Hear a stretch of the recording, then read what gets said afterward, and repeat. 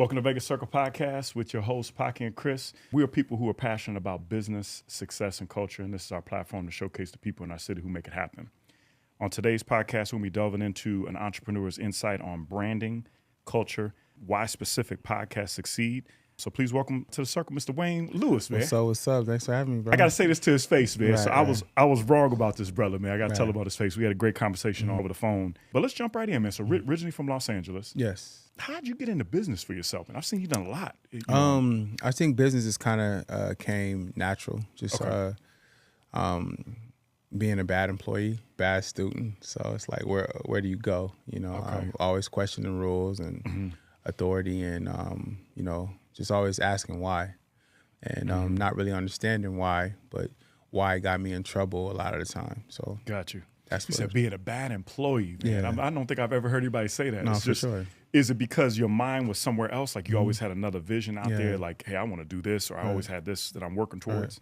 Yeah. I think just because of me wanting more and trying to figure more out, my mind just running rampant, always thinking about other things outside of what I'm doing. It was too simple and repetitive. So it wasn't meant for me to do it. I got bored real easy with everything, and I wasn't the guy for that. I wasn't the guy for that job. Got you. Yeah, I feel you. Nah, for sure. Yeah. So you kind of got your first start kind of in the fashion industry, right? So you guys had like, what was it? My first start was insurance. Insurance. Okay. Yeah. So I got my property, casualty, life, and health, and my surety. So I had an insurance agency. Like that was my first business. Okay. Awesome. Yeah. Okay. So with that, I was calling. I would do door-to-door sales, but I was calling like 150 people a day. Wow. Yeah, and then sitting at the dealerships, and that basically transitioned into sitting at the dealerships, and then learning to sell, and then clocking. You could learn a lot about what you just said. Yeah. Right. Knocking on doors, learning people, being a chameleon, learning people's energy, people turning you away, learning no, you know what I mean, and just moving on to the next one. Probably helped the foundation for business for you. Yeah, I think that was the footwork. I did probably the hardest thing to do, and that is to try to sell blindly and cold call and do all those things just because I wanted to sell that bad. I wanted to make money that bad. For sure. So I did everything that I possibly needed to in that day to get success that day. So whether it was going door to door, calling 150 people just for one sale, right? Because I knew one sale a day was 30 sales a month. But then in insurance, as you know, you got auto, home, and life. So I would upsell them on auto, home, and life. So technically that one sale was 3. Got it. That makes a lot of sense. Okay. So it went from one sale a day to 6 to 9 to, it just kept going up and up. And people are like, how are you doing it? I just stayed at it. Super, super, super resilient, consistent, and just determined. Like, I always felt like, I was owed something. But not in the sense of entitlement for it to be given to me, but I want what's mine. I put the work in. I want what's mine. But you seem like too, you're very good with like the energy of reading people too, right? Yeah. Very good at networking and that whole setup. Do you think learning that process of probably getting hung up on and all the different things, or knocking on doors and stuff like that, people telling you no to your face, was it just kind of make you where you just like, nothing is going to bother me? Well, I think you get used to no. Yep. So no is it doesn't resonate with me the way it does with everyone else. I don't give a fuck about no. I feel you. You can tell me no and that's cool, but I want to know why. Why'd you say no? And if they're able to explain it to me, I'll say okay. So I always end it cool. Okay, cool. So just let me know if you need me later. Is it okay if I keep your contact? So I still sold them in a way of selling myself. Got it. Maybe not on a product at the moment, but I still sold myself. And then I also still quoted them at that same time. And, in insurance, that system is like pipeline. So even every quote I put in there, they automatically get a mailer. Got it. Yeah, so I would just go the extra mile to make the sale. I mean, the sale may not be made today, but the sale in my mind was made as soon as we spent 15 minutes on the phone. I mean, I made the sale, and I was able to meet you maybe a month from now, 2 months from now, 6 months from now, but that A-bar is in already. That's what's up. Yeah. So what about the fashion show? I've read an amazing article on you about Forbes, right? I think it was the retired drug dealer. I thought it was very interesting, the hats and how you guys played the marketing on that. So how I got into fashion was I started a couple different brands prior to the retired drug dealer, which was one product of a conglomerate. Okay. So the first company I had was a company called Phamous Nobodz that I basically kind of used the same method as the insurance, just kind of handed out a bunch of shirts, just making my brand appear bigger. Then I met my business partner and best friend today, which is Al Madden, and we started a backpack line together.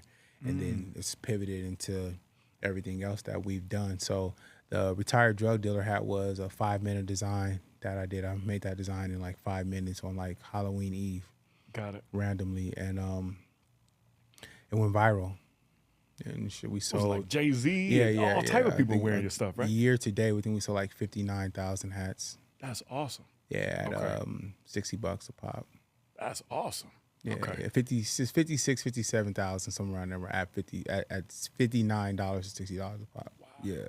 And that's extremely hard in the fashion industry. Just in general, is one of the hardest businesses, from my understanding. Well, fashion is very, very tough because you have so many different aspects to it. You know, you got seasons, you have colors, you have trends, you got understanding the market, then you got the competitiveness of it. You know, you're competing as a small guy with the bigger brands. Got it. You know, for consumers, but really, it's really all about authenticity and doing what's true to you and telling a story through your fashion, because fashion is merely just speaking without speaking. Love that. Yeah. You know what I'm saying? Right. It's your version of what you feel like you want to say that day. That's what fashion is. It's merely speaking without speaking. That's beautiful. Yeah, I like that, man. What's your perspective on like the Vegas culture, right? Because originally from Los Angeles, but it's kind of got that flavor, you know. Yeah. Vegas don't have a culture. We just got a baseball. Well, we just got a hockey team. We just got a women's team. We're getting a baseball team. The culture is being built and designed, but it's no culture here yet. No one ever supported UNLV until they started winning. Vegas isn't really like a culture. If it's anything, it's entertainment. That would be quote unquote culture, but I think Vegas is more of a place you come to have fun. To live here is cool, but even with that, what's the culture of living here? You guys are in your own space. I'm in my own space. Never really crossed paths. So the culture of Vegas is that there is no culture, and that's the culture. You think so, right? So I feel like I always had these arguments with the barbershops, right? Because you get into so much in the barbershop. So shout out to Cut Above. I was going to them for about 14 years until I started cutting my own hair. But, Timo, Kurt over there, I don't know if you know them, but they're a staple here in Vegas, right? They've built, I think they've had probably 5 or 6 barbershops throughout the whole valley. But it seems like the culture was built on like Arkansas and Louisiana and things like that. That's I think it's a multitude of cultures. That's why there is not a culture here. Because you get it's like a gumbo. You get this person from here, this person from here, this person from there. All live by different rules, morals, beliefs. So it's no culture. And a lot of international folks nobody stands for one thing here. Everybody's individuals. I think once you start bringing teams here, the culture starts being there because now we all cheering for something together. I agree. So now our culture is the hockey. We're a hockey town. And, I'll be honest, I never went to a hockey game and a WNBA. And I forgot the NFL team, the Raiders. Correct. But we're not like a real Raiders fan. Everyone from at that stadium comes from Oakland. And we have some people here go. Obviously, you have a certain percentage, but a lot of those people fly in to see the Raiders play, or they fly in to see their home team or whatever. Right. To kick so it for the weekend. Or for whatever. now, the most winningest team is the WNBA team and our hockey team. So so our culture is we're a WNBA town, I guess, Aces town, I guess, if you want to call it. Do you like it just because of the fact of everything that you're seeing in the networking and stuff that you see here? Well, I like Vegas just because of we're spoiled. It's a place that you can get up and go get you can go to the strip club, get cocaine, and go to a club and have a burger all within at 4 a.m. And still be able to go to work at 9. So it's a place that we're spoiled in the sense of time, cost of living, taxes. There's a lot of things that goes into it, especially from a business standpoint. So I think Vegas it's a cool place. It's something to do. When people fly in, you're never bored with them. You just drop them off. It's too much to do. Too much to do. It's not a boring place. Yep. Yeah, so I like it for the fact of like you're always gonna see your favorite musician here. You're always gonna see your favorite at comedian some point, here. yeah. They always gonna come here at least At some once a point, year. yeah. You know what I mean? So Yeah. that part I like. But like you were saying, we don't hang out on the strip. Nah, And never. especially as locals, you Never. don't go unless you're going to Yeah, something, never. right? I never do. What do you see the future of Vegas as far as content creation? Right, we were talking a little bit on the I phone. think Vegas is going to be a super city. I agree. I think Vegas is going to be the U.S. version of Dubai outside of Miami. I think it's going to be Miami and Vegas is the hitters, simply because the direction that Vegas is going. They're very forward. They're bringing in a lot of architects and engineers from Saudi. Yep. They're getting a lot of their ideas from over there. So they're building something that is going to stand out. And that's going to make you want to live here simply because it's going to be undeniable. Vegas is becoming that city that to force to be reckoned with. You know, they're doing a lot of companies are coming out here. I think it's one of those places. You know, I think obviously it's Vegas, Miami, Austin, Texas in general, Houston, Dallas, Austin, but that's going to be those are going to be the U.S. spots. Yeah, to me, sure. Yeah. Do you like the idea of like content creation? Do you think we need more content creators? Yeah. Right? Like, because you have more of the food scene and things like that. But I think content is king. I think if you haven't implemented content in any of your business when it comes to marketing or growing your business, I think that you're lacking. It's just huge. Content creation is big, you know, to tell a story through your lenses and to allow people to see that and for them to, you know, take what they want to take from it is super, super important. And most people still haven't grasped that concept yet. Content creation, I mean, content creators are the ones, you know, living how they're supposed to be living, you know, Ferraris, Lambos, you know, they're living a good life. So content creation, content is king. Yeah. What's amazing to me is like, you know, my kids are little, right? 10 and 8 years old. And like their heroes now are YouTubers. Yeah. Kai Sinat, Mr. Beast. Everybody. Yeah. What's your take on that? Because you're kind of in between, aren't you? You're mid-30s, right? Yeah. Okay. So YouTube, I mean, content creators is everything as far as the lifestyle and being able to show the real or what you want to be able to show, right? To be able to build that brand. Right. And I know you're into like the monetization side of it, you know, what drives traffic with brands and things like that. But what do you think they need to do better here in Vegas on that side? Because I know bigger marts like LA, you know, they extremely well at that, you know, as far as the TMZs of the world and things like that. What do you see happening? I don't think Vegas needs to do anything because aesthetically it's built for content creation. Yep. So I just think it's more so the people here or content creators moving out here, establishing themselves here, getting rooted here and creating content. Yep. Vegas doesn't need to do anything. I mean, if you look at this place aesthetically, it's built for a camera.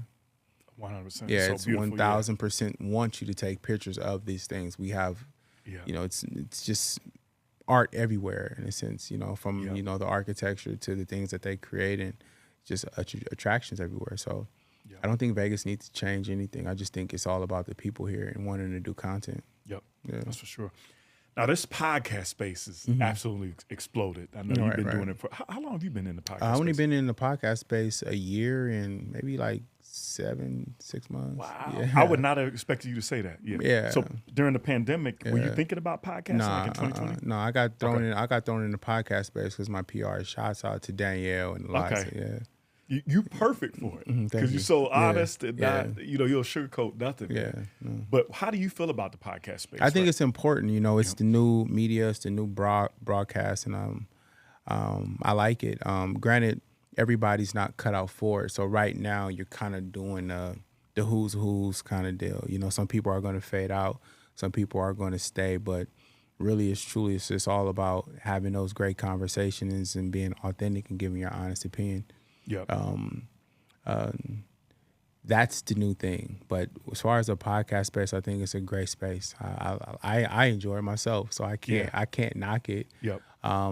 Is I don't really even think it's competitive. How so? Because I like where you're going. Yeah. Just because you have you got 2.5 million podcasts, right? Yeah. And then you got 90% of them not making it past episode 3. Exactly. Yeah. So that other than they all fail, right? And then 90%, yep. 90% of that 10% don't make it past like episode 20. Yeah. So it's really not competitive when you look at it from those numbers. So you compete with what 30,000, 40,000. No, you can't compete when it comes to radio. What are you actually competing for? That's a great question. Yeah, people gonna listen to what they listen to, bro. I You may 100% listen agree. to Taylor Swift, and I may listen to Chris Brown.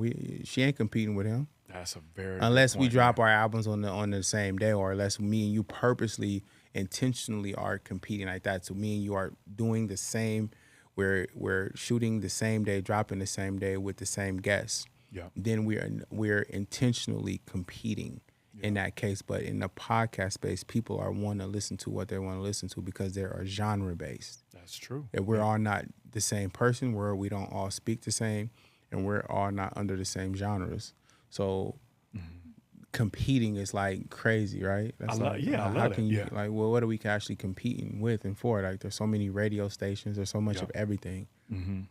I love that you're bringing this up because Yeah. it's true. What draws your attention to invest your time in to listen to a specific podcast? Is it something that catches your attention? Yeah, or? my interest is great conversation and honesty. You know, I like listening to a good conversation. I like insight, but also it depends on the guest, because sometimes you have guests that I'm truly not interested in. Then there's some guests where it's like, yo, I like that. Or the host, I'm not interested in the host. So I'm annoyed by the host. Yep. So being in this space, you know, I study the host. Yep. Not too much of the guest, but I study the host. And if he's annoying, I can't watch it. Yeah. Or if she's annoying, I can't watch it. Or if she's not really pulling like she should, then I technically can't watch it. So what draws me to a good podcast is just having a good conversation. It's always not about the guest. Sometimes a host is like interesting to me. Like my go-to is Joe Rogan. I like Charlemagne a lot. I like both of them. Yeah, they're yeah, both yeah. amazing. Yeah. Yeah. What do you like about them? Is it just because, like, for example, Joe Rogan is so educated, right? Right. He knows so many layers to him. Right, yes. That's what I like about him. Yep. Is that he can have a conversation with a lizard. Yeah, and it'll make sense. Yeah. Yeah. Charlemagne is an amazing guy just because I've seen how he's adapted. Well, so well he's super adaptive, but he's also like he's taken on the villain, truthful, honest role in a sense of how he approaches it, and he's very well open, and he's willing to take whatever the criticism and scrutiny that comes with it. So I like Charlemagne a lot. Yeah. What's your take on the monetization side and people? I mean, obviously the Joe Rogans of the world and people like Black Effect and things along those lines, but the people that are starting out, right? Because this podcast is starting every day.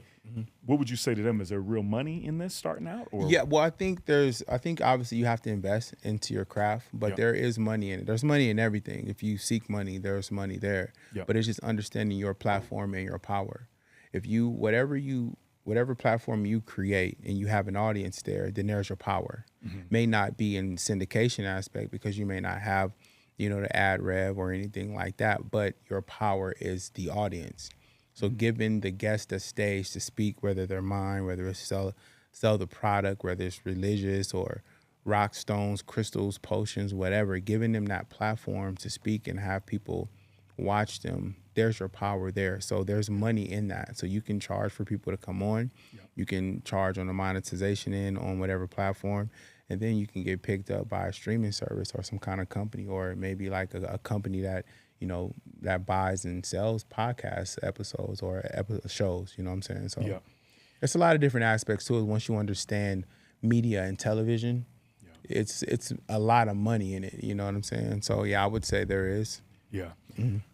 I love it. And it's still early. It's extremely early. Yeah, right? I mean, look at our mics. Our mics are still like this. Yeah. The cameras are still like that. So it's extremely early. I mean, our headphones still have cords on them. Yeah. So understanding that, like, shit's going to change and get better, and there's going to be a lot more innovative ways to communicate and a lot more creative ways to do it.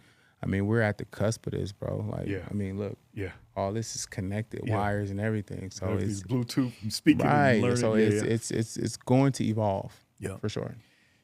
I love podcasting just because of the fact that, like, the networking side of it, right? Like, there's so many ways you can get into certain rooms, right? And people that you can build relationships with, just really cool people, right? Like, we started this 6 years ago now, and it's been, not that it's fun, right? Because it's fun, but it's mainly like you learn so much of what people are doing, and it's motivated because you could see that, like, this person might have energy and they, you know, battery in their backpack because they got this concept, and then seeing them go through fruition, like you might have had them on the podcast and they're saying, hey, this is what's coming out a year from now, and they explode on it. That, to me, that's awesome. I love being able to see that, man. What's been somebody that you sat down with that you just have really enjoyed talking to them? It's probably one of your best podcasts that you've had, because you sat down with a lot of people. Man, I don't know. It's kind of tough because I doing so many podcasts. All the guests have their own like superpowers. Okay. They're all special, Love that, special people. So, I think the most impactful one was when it comes to health. It was Gary Brecker. I think Gary Brecker really resonated with me simply because he raised his eyebrows when it comes to health. And there's a lot of people out there that disagree with what he says, but he's a human biologist. You know, he's the guy who he worked for insurance companies, so he literally told life insurance companies how long a client was going to live. And me being in insurance and selling life insurance policies, I know that he's not lying.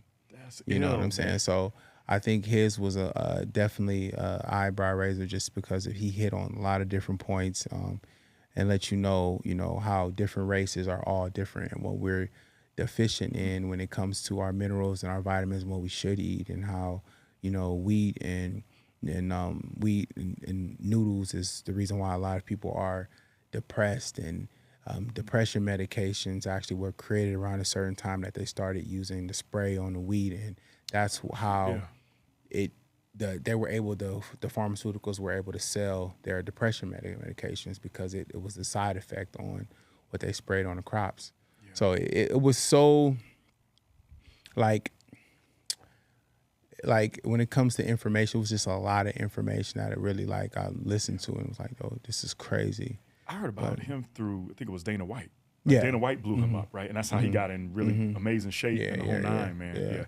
Do you do any of his tests or anything? Was it the 10? I haven't did the 10X test, but I definitely took on a lot of things that he said when it comes to what Black people are deficient in. Definitely stepped away from pastas and all that other stuff. I still kind of dabble in bread, but sourdough bread, because it's really good for gut health. Okay. But D12 vitamin is D12 and K2. You need both of those as an African American, because we're deficient in those, because our skin repels the sun. That's what's up. Okay. Yeah. So it's a lot of things that stuck with me when it came to him. But granted, every guest that I sat down with was super special and super interesting, just because they had their own way of thinking and their own superpower. So I don't really think there's like a special guest. I just think they're all interesting in their own right. I mean, it's conversation. So it's like, you know what I'm saying? Yeah.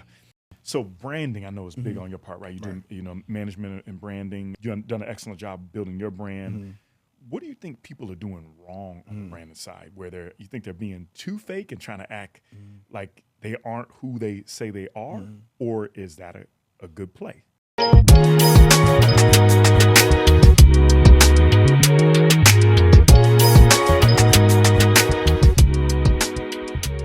Welcome to a special edition of Vegas Circle Behind the Lights. We got our guy, James Trader, who's actually the owner of Kase Sake and Sushi.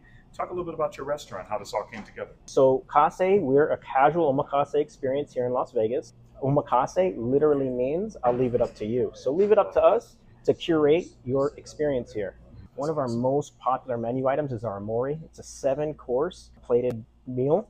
And with that, you'll start with a seaweed salad, sashimi special, 10 pieces of fresh nigiri, and 2 hand rolls. This location is fantastic. The environment is lively yet intimate. I think it's great for date nights. The overall experience has been extremely positive. If our listeners could choose one thing on the menu that you'd recommend, what would it be? Definitely, my favorite is our A5 Wagyu foie gras. We serve that with a cherry amaretto jam, and that's just to die for. Me and Paki are both big sake fans. We drink it all the time. Thinking a little bit on what that sake experience is like here at Kase. So we have a great selection of sakes here, from Junmai to Junmai Daiginjos, and even a few Nigoris. We also have a server pick 3 sampler, where our servers will curate, depending on your taste and your meal, a few glasses for you to enjoy and kind of just see the depth that different sakes will have as far as flavors go. So you guys got to come down and check out Kase. They are located off of Jones, north of the 215 freeway.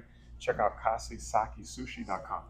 So fakeness plays a certain part until it doesn't. Because although you have followers and stuff like that, like they're not dumb. They know. Yeah. Their followers know. They know that you don't talk like that. You don't act like that. They're gonna call you out. It may be cool for the time being, but you know, it can hurt you. I think people are drawn to more authenticity now than ever before because there's so much fake shit online. 100%. So, I believe that when it comes to your brand, whatever that may be, I just think that is staying true to it and understanding who you are as an individual and stay true to that specific thing and be that and be that only. I agree. Just be you. Don't be no one else. And people are going to fuck with you. You have a camera in front of you. Be you. Speak how you speak. Be you so that people can like you for who you are and go from there and be you unapologetically. Like be you 1,000%. You know what I'm saying? And have fun with it. Yeah. But use the internet, understand the power of social media and use it, to your advantage. Don't just be on there playing around. I mean, you can do that. That's leisure, but if you really want to build your brand, you can do that. Social media allows you to do that now. With all these platforms, I mean, shit, why not? You selling something or you want to be something, whether it's a rapper, a singer, a content creator, a YouTuber, a porn star, a photographer, or whatever. Like, be that to the fullest. Social media gives you exposure. Yeah. What platforms do you like the best as far as like the Instagrams and the TikToks and Facebook and things? So I think obviously you got your pioneer brands, which is the Instagram and the TikTok. I mean, the Instagram and the Facebook, but TikTok is like spoiling the content creators right now. And even Twitter. Twitter is like a free space too. So it's just using those platforms consistently. Yeah, I agree. Yeah. Do you like X? Do you like the whole setup of just the simplicity of just getting it out? I mean, people do it extremely well where they can just answer stuff real quick. Yeah. I mean, why not? It allows, fans to get involved with their favorite artists. It allows fans to see what their favorite artist is thinking, how they feel about certain things. I just think, obviously, how you speak and what you say can get you in trouble now. But 1,000%. Why not? Why not, allow the fans to feel like their favorite artist is that they're talking to their favorite artist. I mean, that's big. That's not something that people had access to before. For sure. I feel like artists were bigger a long time ago than they were now because they're so accessible now. Like you can just go see what they're doing on live and you couldn't see what Michael Jackson was doing. You couldn't see no clue. No clue. Michael Jackson, Michael Jordan, none of these guys. You were surprised when you see, oh, there he is. But now you can you can live vicariously through them by just watching them every single day. Yeah. And even with playing them online, playing the video game, I mean, you can play against LeBron on these games and your favorite basketball player. They're just so accessible now, and I think it's cool. It kind of builds that cult following. Yeah, I think it's amazing because of the fact I get motivated from that. Like when you see people, not that you get jealous, I get motivated because I'm like, damn, man, they just like me, man. So I could be able to motivate and try to figure out the things to be able to invest on. You know what I mean? And you can learn a lot of stuff that way. As far as brand management, right? So who are you working with now? I remember we were talking a little bit about. Can you share a little bit about the boxing and some of the athletes? I mean, I want to drop everybody. But for now, it's because he has a big fight ahead of him. Is Edgar Berlanga, so that's the focus right now. And when is that fight? September 14th. Okay, so it's coming up fast. Yeah, he's fighting Canelo Alvarez, so that's going to be a blockbuster fight. I think everybody's underestimating Edgar and saying, oh, he should have waited, or he should have. This is not the right time, or Canelo's going to do this and this and that. But it's like, when is the right time? If now's not the right time, then when? Yeah. How old is he? 27. Okay. Right. So with boxing, there's a window. Right. Boxing is a young man's sport. Right. So you're talking about from 18 to maybe 32-ish, and 32 in boxing is old. You know what I'm saying? Especially Floyd, right? Yeah. Even Floyd, it's different. So you have to take those opportunities and leverage them and blow up off of them. You can't just wait. Oh, I'm gonna wait and fight some more guys. That shit don't work like that. Like nobody's fighting. Nobody's waiting for you to be prepared. You got to go out there and be ready. Did you play sports before? Did you hoop or anything? I played football. You played football? Okay. Yeah. Where'd you play at? Yeah. Played in California. Okay. Were you good? Could you play? I think I was good. I just didn't. I didn't love it. Oh, okay. There's a difference. Yeah, there's a difference. I love watching it. My thing was like, being like the guy in the suit. Okay. Like being a coach and yelling and being a player, that shit was cool, but man, fuck that. Yeah. I say less. I already know what you get at. Yeah. Say less. What's success mean to you, man? Because I know you're in a lot of different rooms, but you have a different perspective on life. So what's success mean to you? I think success is subjective. To me, success is a daily thing. Success is routine. You know, success is how you think. It's how you feel. You know, some people base it on like the monetary aspect, but it's really like that's a small ROI on success. Success is just like how often can you do the right things right and succeed at them. That's success. And it could be anything, you know what I'm saying? Because, again, people correlate success with money, and not all the time there's money involved with success, you know? So success is whatever you want it to be, but for me, success is freedom. I agree with you 1,000%. You know, success is freedom, and not just from a financial standpoint, but from a mental standpoint, from a peace standpoint, from a just like time standpoint, from a stress standpoint, from, you know, You speak about language, brother. Yeah, getting up, doing what you want, just being who you truly are, just being ultimately free. And not just free financially, or you can get up and buy shit, because there's people who can get up and buy shit and still like hate their life. You know, it's being free, like just free. That's what success is. Now, will any of us ever probably see like 100% freedom?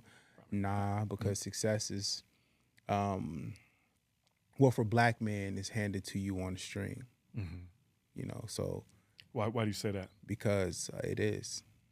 Because our success can be taken from I already knew where you were getting right, at. you know what I'm saying? So for us, we have to work twice as hard, or 10, 20 times as hard to get there, but then work 100 times hard to stay there, because success is handed to us on a string, and it can be taken away from us by just making the wrong gesture, hugging a woman wrong, or saying the wrong things about a certain community, or speaking about political views, or saying something they feel like you shouldn't have spoke about, and then now you're no longer successful. I mean, look at Puff. I mean, look at a lot of other people. And granted, you know, I'm not, you know, justifying anything Puff did, but had Puff been anybody else that looked like anybody else, we wouldn't give a fuck. He's also social figure, you know what I mean? The whole nine. Yeah, but it doesn't matter. Yeah, it doesn't matter. Success is still handed to him on the string. That's true, and it's definitely getting taken away. It's now. Gonna get taken away from you. Yeah. So. Do you think Puff is done? Yeah, of course. That's what they wanted. That was a goal. You can't be a fucking billionaire and think that you free, bro. Yeah. You know what you got to do to be a billionaire? Look at Kanye. They pulled his string. Lost his mind. Nah, they ain't lose his mind. They pulled his string and made us believe he lost his mind. But he's mentioned that. He's mentioned he's had mental issues. Of course. But I know what you're getting at. I can say I got mental issues too. I already knew what you this is chess. This is definitely chess. So can you. Yeah. Granted, you know, he may be off in a lot of aspects to the whatever he's into or whatever he's been given, but, you know, at the same time, success is still handed to a black man on the string. Yeah. So just you saw that with Adidas. You saw that immediately what happened with Adidas. It can be pulled from you. His accounts was froze. Did that money ever even exist? That's a great question. That's a very good question. I mean, even 50 just recently said he is in no rush to become a billionaire. Success, the investment. No, or just in general, he said that on the something show. else. Yeah. Okay. So success is subjective, and once you start to understand, you know, what success is not what's painted, it's what you consider what success is. So just focus on what you consider what success is, and then you're successful. What's your take on 9 to 5 and building your side hustle? What's your perspective? I think it's important to have a 9 to 5 because a 9 to 5 is leverage. So that job can be your bank. The most thing that people complain about when starting a business is obviously money, right? Or taking a loan or whatever the scenario is. And not understanding that, right? So you can use your 9 to 5 as leverage because you get paid first and the 15th or every 2 weeks or $7,000 a month, $5,000 a month, $4,000 a month.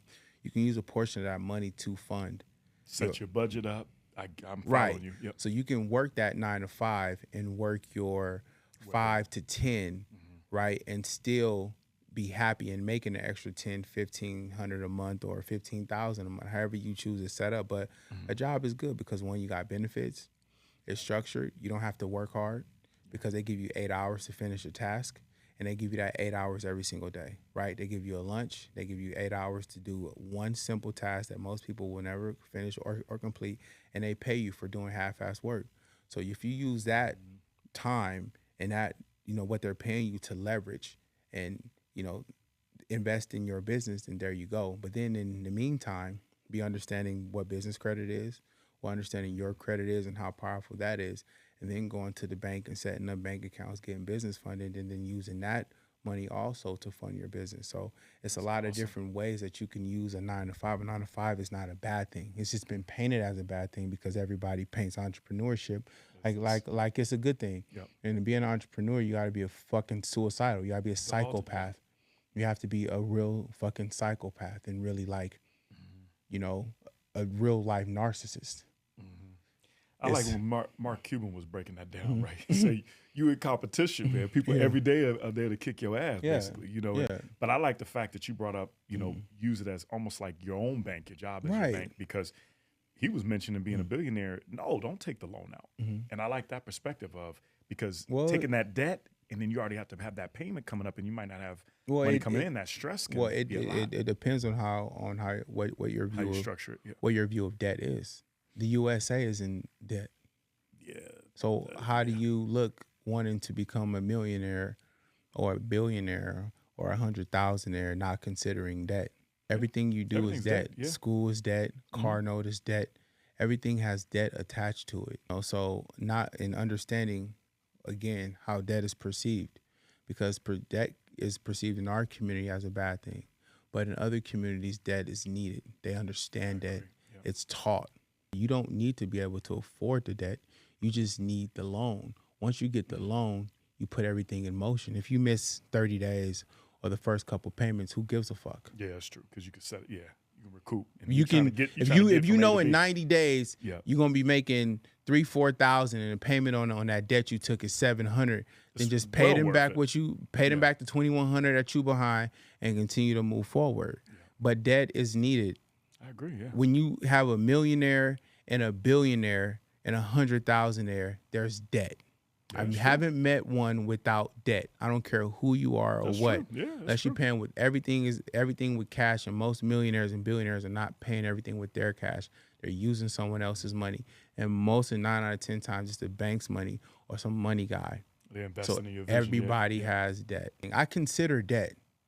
You have to consider debt. Like, even if you have $10 million cash, why invest your own money in something when you can go into debt and pay them back monthly? Yeah. And hopefully this business takes off in 6 to 8 months. One of the first people I heard, the artist Russ? Yeah.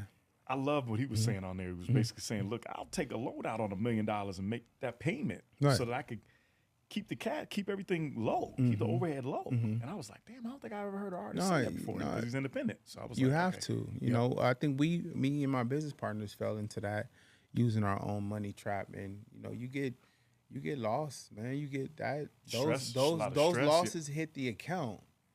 They don't hit the bank's account. The losses hit your account. So you spend a lot more time trying to recuperate those funds because you lost them.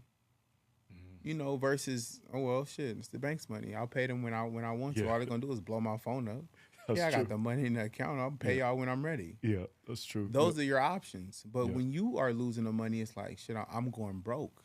But it's their money, make you feel a little bit better. Right. When it's their money, when it's someone else's money, it makes you feel better about it. Or not even better, just it's a safer thing to do. It's the logical, smartest thing to do. Now, some people will disagree and say, no, that's not smart. I'd rather do this. I'd rather do that. That's cool. Well, then prove it. Show it. Yeah. Yeah. And there's some people who, even when you sit on Shark Tank all the time, they've used their own money until this point.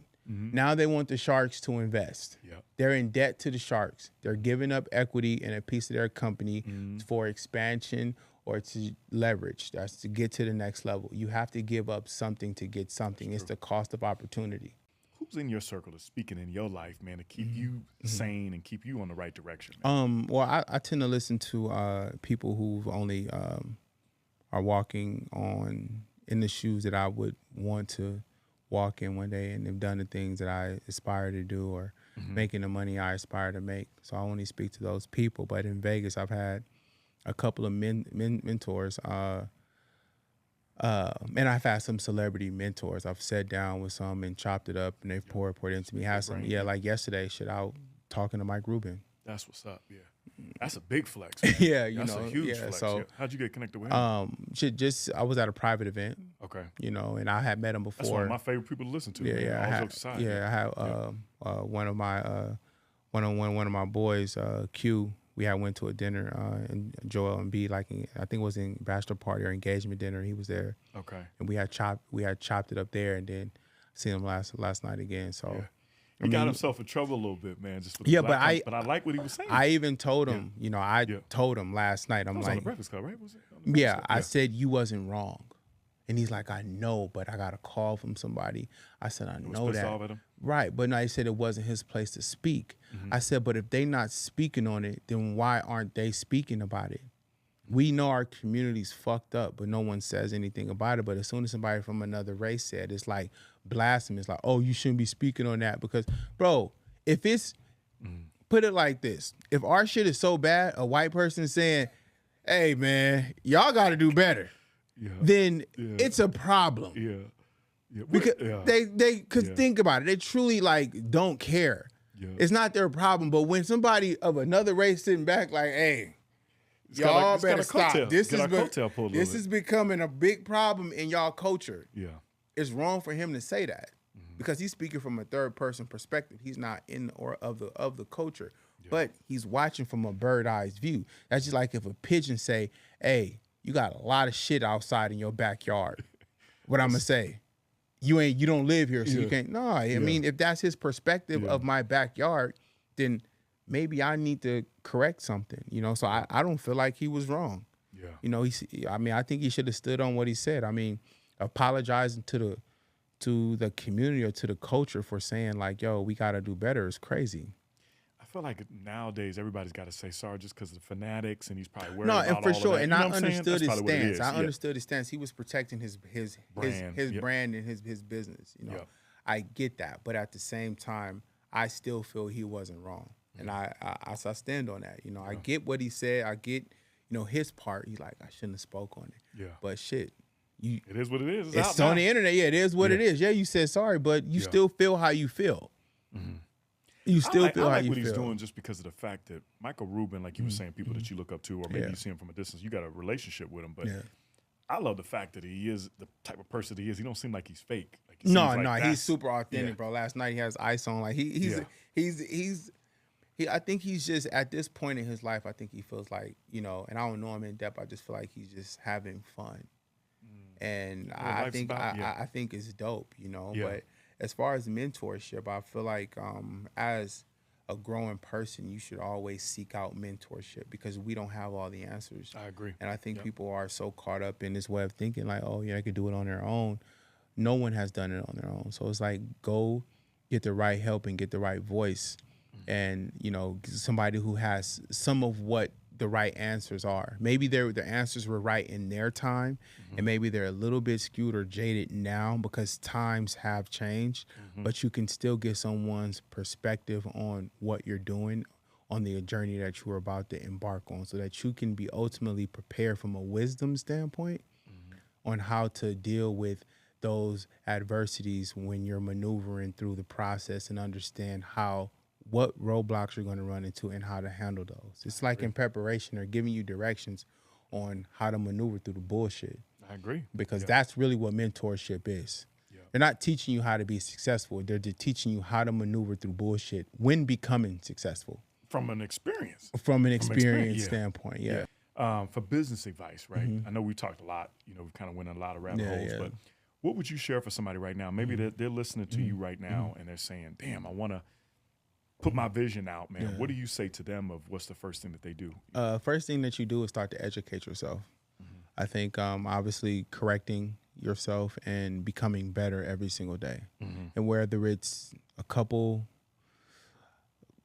a couple percent better, maybe reading books or learning how to read or learning how to tie a tie, moving in the right direction, losing weight. It's making yourself feel better. So what are you doing every day to prepare yourself every day? Whether it's, you hanging around the right people, even going to multi-level marketing, because those things can be very, very inspiring I agree, and uplifting. So it's what are you doing in preparation for the larger grand scheme of things? Like, what are you doing to prepare yourself every single day? Because success it's not going to knock on your door, especially if you Black. That shit is not knocking on your door. All we got is today. Yeah, we so just got today, just the present. Right. What are you doing right now for tomorrow, and what are you going to do tomorrow for the next day and the next day and the next day? How are you making every day count? What are your goals? Are your goals realistic? Or you want to make $1 million? You haven't mastered making 50,000. So how the fuck are you going to make or $1 5,000 million? for Right. that. So master making the smaller micro numbers so that you can master those numbers prior to getting to the larger numbers. You had to take steps. So I just think it's just taking the right steps, planning, understanding what your goals are, and are your goals too big?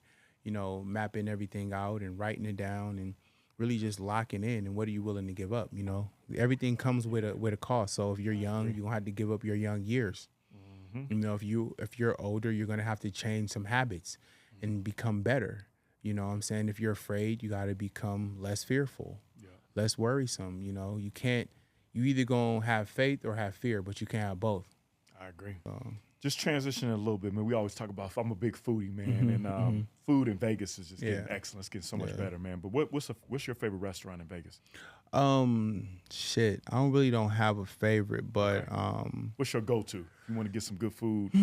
Well, damn, it changes so much because right now I'm on like bison. Okay. But if I was to, I would probably go to my family spot, Hattie Marie's. Okay, shout out to them. That was smooth. That was smart. Yeah, we talked about that earlier. Shout out to them. Yeah. Shout out to Hattie Marie's. But everything changes with me, so I'm never like the same. Okay. Like right now, I'm on bison and eggs. Okay. Every day you eat that? Yeah. Oh wow. Okay. Yeah. Like your blood pressure ain't going up? Nah. Crazy? Well, okay. because what I'm learning is how why I'm bringing that up, because heart disease with Black men, man, it's crazy. Yeah. For sure. But with bison and eggs, it's large protein, right? And it's lean. It's lean. very, very, very, very, very, very lean. It's expensive meat, but it's very, very lean. And I mean, you can get heart disease from anything. True. It's higher in Black men because of how we eat. And hereditary, too. No, it's not. Why do you say that? Nothing's I was hereditary. just arguing with my doctor about this, literally. Okay. Nothing's hereditary. What's hereditary is diet. So we're all obese because we all eat the same shit. Yeah. We all got diabetes because we're all eating the same stuff. Yep. It's all diet. But you're not born with diabetes. But If you're born with diabetes, that means whatever your mom was eating gave at you the time. that. Yeah. But you can change that is what you get. But this is and again, I can be wrong. I know some people gonna argue the fact, but I go off of I was just arguing with my doctor about this. I go off of what science says. And science says that we're all born like clean. Right? Now you get some kids who got asthma and all the other stuff, but you have to look at the parents. So yes, he was born with asthma, but look at his mom. Now sickle cell, when it comes to stuff like that, that's more genetic because you're talking about like tainted cells and the structure of them. But when it comes to like stuff that's preventable, like obesity, diabetes, and cancer and all that stuff, like so all that's just hereditary. Granted, it's in the air, it's in everything we eat and breathe. So if our whole family got it, then look at the products we're using. Look at the household that we're living in. We're all breathing and eating the same air and eating the same things. So yes, it's gonna look like it's hereditary, but really it's the fucking pine saw that did it. That's a good point. So I mean, again, I don't know, but just going off of what science says.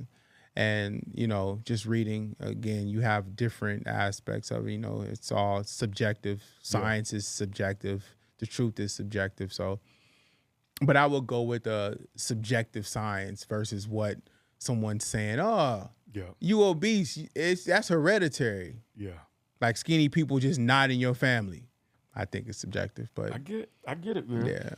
What else is on the horizon for you, man? You're a busy man, man. So you're moving and shaking, man. Yeah. And there's a lot to pay attention to for you. So. My goal, and obviously in a podcast space, is to sign a mega deal. I've seen a lot of $100 million deals being done, and I want one of them, and I will get one of them. That's I'm with you, man. That's on that side, but on the brand, like the brand management side, sponsorship side, I'm collabing with a bunch of different guys that I know in the industry. Shouts out to Orlando and Sharif over at Sonrisa Rum. We just came together with them, did a partnership. Congrats. My dude Rick, Ray, Randall helping me lock in events.com and stuff like that. So I want to become one of the biggest brand sponsorship agencies, just dealing with athletes and talent in general. That's my goal, is to build that out. Good stuff, not really to sell it, but just to build it and to, help people understand that bridging the gaps between athletes and brands is super important, because most athletes, they they feel like once they get signed, like that's it, that money's good, but these brands are going to outlive you. And the only way that you're going to become a billionaire in this is if you attach a product to you. And even when you look at LeBron said, and I said LeBron's a billionaire, but understanding what's attached to LeBron when it comes to his investments, private equity, his franchise and his products, that's what makes that man a billionaire. So I mean, just that's somebody I really respect. Him, Rich Paul, their whole team, man. Everybody, just a beast with what doing their thing, and he empowered the whole team. So 100%, definitely shouts out to them. Yeah. Well, good stuff, man. I'm glad we had a chance to sit down, man, and be able to just pick your brain and what you represent, man. I'm glad you hit on a bunch of those things, especially with Black people. Yeah. Shout out, what's your social handle on everything that people? It's at the creators, THECR38 TOR on Instagram. Appreciate that's you, pretty man. much across the board. Check us out at thevegasart.com and pay attention to Wayne Lewis, man. Appreciate you, man. Good luck. Thank you, brother. Yep. Good stuff.